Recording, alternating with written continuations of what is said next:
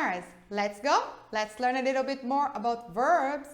Past simple. Vamos aprender um pouquinho mais sobre o past simple. That's it. Something that passed. Alguma coisa que aconteceu. É tão simples, simplesmente aconteceu. Ok? So, past simple. Pessoal, então revisando aqui, né? Nós já tivemos uma aula sobre o past simple e agora a gente vai estar aprofundando um pouquinho mais utilizando aí os verbs to be. Nessa aula, a gente vai lembrar, né? Claro que o past simple is something that happened at this certain time in the past. Então, foi alguma coisa que aconteceu no passado e lá está, lá ficou. E aí, a gente tem 3 coisas para lembrar aqui sobre o past simple, que são os regular verbs, lembram? Então, no past simple, a gente tem os regular verbs, a gente tem os irregular verbs, ok? And we have verb to be. Então, dá uma olhada aqui que a gente separou os verbos aqui, né? Entre os regulars, no, né? No regulars, the irregular verbs aqui, que não tem regras, né? Você tem que, de fato, memorizar ali, mas a gente falou na aula passada sobre algumas coincidências que existem, né? E sobre o verb to be. Então, olha só, continuando aí, né? Você lembra os regular verbs, coloca ed no final, tira o y, coloca id, repete, né? Quando for CVC e for uma sílaba forte, você vai colocar o id no final, ou simplesmente coloca o d depois aí da letrinha E. Ok, gente? E os irregular verbs, teachers? We have to memorize ou lembrar lá daquelas regrinhas, daquelas dicas que eu dei para vocês na aula passada sobre verbs, né? Sobre as coincidências que acontecem. Por exemplo, go totalmente mudou para went, né? Então, I go, I went. No simple present, eu falo I go. E no past, I went.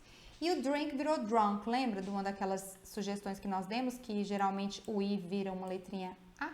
So, drink drunk.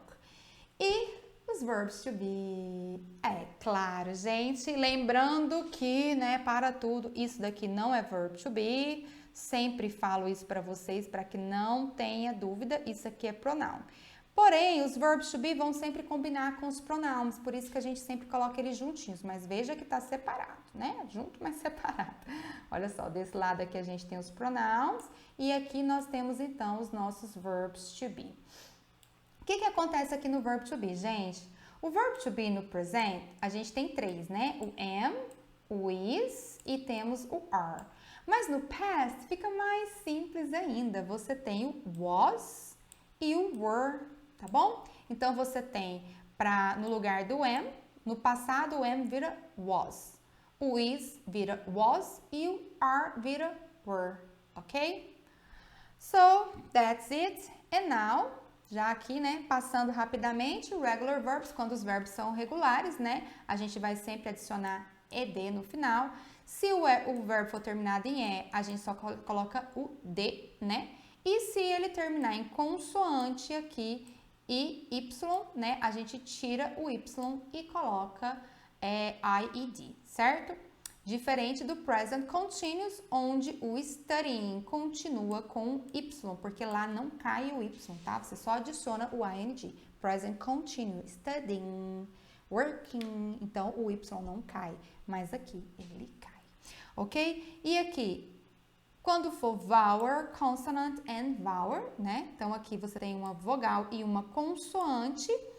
Se for na última sílaba, essa sílaba for stressed, você vai repetir, então, a última consoante. Então, stop, porque é uma sílaba tônica, vai virar stopped, tá? Então, você vai colocar ed no final, depois de ter repetido aqui, né, dobrado a última letra. E aqui está, né, já partindo para o final da nossa aula, uma breve visualização do que é o past simple. Então, você tem ele de duas formas. Você tem o past simple aqui com o verb to be, né? Am, are, is. E aí, no caso, no passado, você vai ter o was e o were no passado. Ou você tem o past simple com main verb. O que é um main verb? É um verbo, né? É um verbo cheinho, não é um verb to be. E o que acontece? Olha só, por exemplo, o verbo drive. Drive é um verbo que aqui virou um noun, porque virou driver, então a gente colocou esse A, teach, teacher, toda vez que coloca esse R no final do verbo, ele tende a virar o nome da pessoa que faz aquilo. Então, drive é dirigir, mas driver é motorista. Teach é ensinar, mas teacher é ensinador, né? Quem ensina é o professor, a teacher, né? E aí aqui, quando você tem o verb to be, você vai ter I was a driver. Então, eu era um motorista, né? E aí você vai usar o verb to be para fazer as interrogatives, para fazer as negative, do mesmo jeitinho. A única diferença é que ao invés de você falar am, você vai falar was. Eu era, não é eu sou. I am, eu sou. Eu era, I was, tá bom? She is, ela é. She was, ela era. Então, você vai usar o was aqui para third person, it, he, she, né? A terceira pessoa aqui do singular vai ser was. E para fazer a question, o que você faz? Simplesmente coloca o was na frente aqui do seu pronome ou do nome da pessoa que você estiver falando. E aí você tem o were aqui, a mesma coisa. Então, basicamente, essa tabelinha resume tudo para você, tá?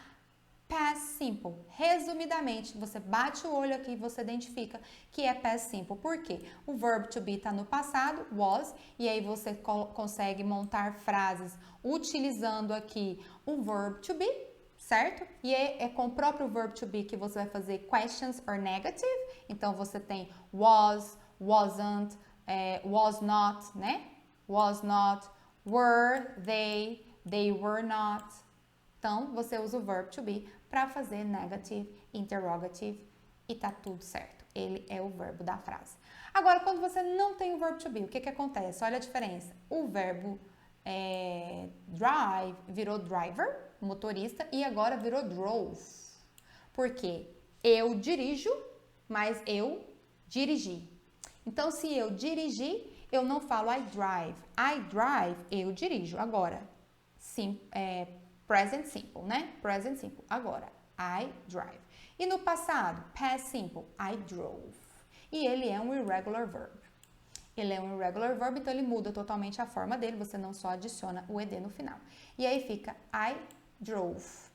Did I drive? O que aconteceu, galera? Você precisou usar o did, porque você não tem um verb to be para fazer a pergunta, então você usa o auxiliar did e você troca ele de lugar com o pronome para fazer interrogative ou você coloca ele depois do pronome para fazer o negative. Então, past simple você tem com verb to be no passado, was e were, ou você tem ele no presente, não, né, gente, no passado, utilizando o auxiliar did para fazer negative e interrogative, tá bom? Conforme estão aí em todos os exemplos. Olha esse aqui, ó. Did she drive? Ah, dica importante. Quando você usa o did, você já marcou que essa frase está onde, gente? No passado. E se você já usou o did, você não precisa mais colocar o verbo aqui no passado, tá? Então, em inglês é mais ou menos assim. Did I dirijo? Did I dirijo?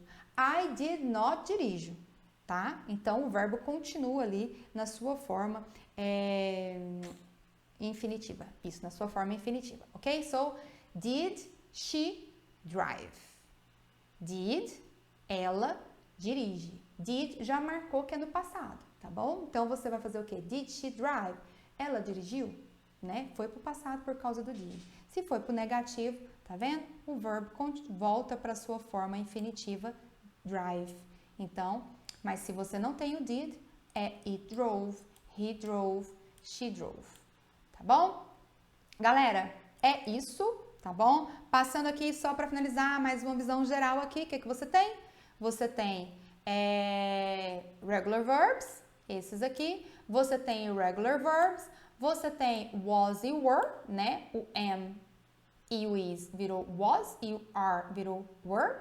Você tem o were e o was aqui, né? O verb to be no passado para fazer questions. E você tem o verb to be no passado para fazer negative. Se você não tem verb to be, você vai usar o did. So, você tem o did e o did not. E quando você usar o did, o verbo permanece na forma dele do infinitivo. So, did I like? Não é did I like it. Você não coloca o ed no final. Alright, guys, so this is past simple. That's it for now. It's your training time to get ready to your conversation class. See you. Bye bye.